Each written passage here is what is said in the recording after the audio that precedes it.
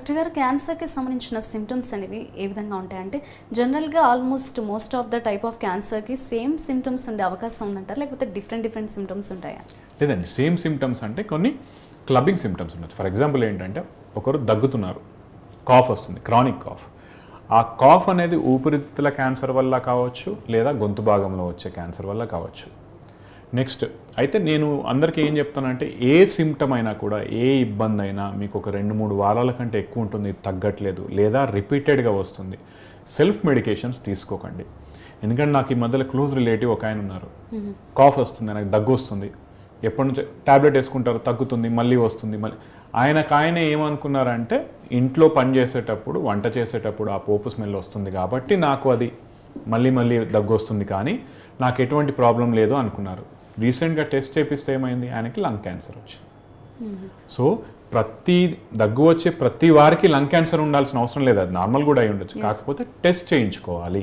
Symptoms గురించి మాట్లాడుకున్నప్పుడు నాలుక మీద పొక్కులాగా ఉందనుకోండి, నార్మల్గా విటమిన్ డెఫిషియన్సీలో కూడా మనకు అది రావచ్చు. కానీ ఒకవేళ అది మానట్లేదు, నొప్పి లేదు, టెస్ట్ చేయించుకోవాలి. ఎందుకంటే most of the cancer symptoms అంటే క్యాన్సర్ సంబంధించిన ఏవైతే అల్సర్స్ ఉంటాయో అవి నొప్పి ఉండవు.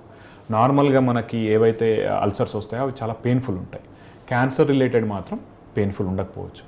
మనకు దగ్గు ఎక్కువగా వస్తుంది, తగ్గట్లేదు, వెయిట్ లాస్ అవుతుంది అంటే దాదాపు ఒక 2-3 నెలలనే మనం 10-15 కిలోలు తగ్గాము, చూసుకోవాలి.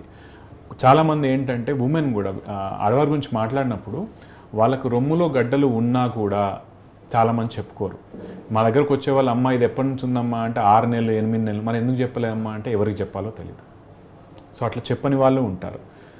ఇంతకుముందు వరల్డ్ క్యాన్సర్ డే గురించి మనం మాట్లాడుకున్నాం, ఇదే అవేర్నెస్ మనం క్రియేట్ చేయగలగాలి. అంటే చాలామందికి ఇంకెట్లుంటుందంటే క్యాన్సర్ రాగానే అదేదో మనం తప్పు చేసామనే భావనలో ఉంటారు. సో అందరికీ చెప్పుకోరు, ఇటువంటి సిమ్టమ్స్ ఉన్నా కూడా చెప్పుకోరు.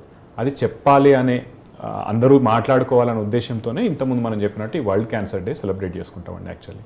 సో ఫీమేల్స్ గురించి మాట్లాడుకుంటున్నప్పుడు రక్తస్రావం ఎక్కువవుతుంది, బ్లీడింగ్ ఎక్కువవుతుంది, మాట్లాడుకోరు. వైట్ డిశ్చార్జ్ అవుతుంది, మనకు తెల్లబట్టు అవుతుంది, మాట్లాడుకోరు. ఇట్లా ఇనిషియల్ స్టేజ్లో వచ్చే వాళ్ళు ఎవరైతే ఉన్నారంటే వాళ్ళకు ఒక 6-7 మంత్స్ నుంచి ఉంటుంది.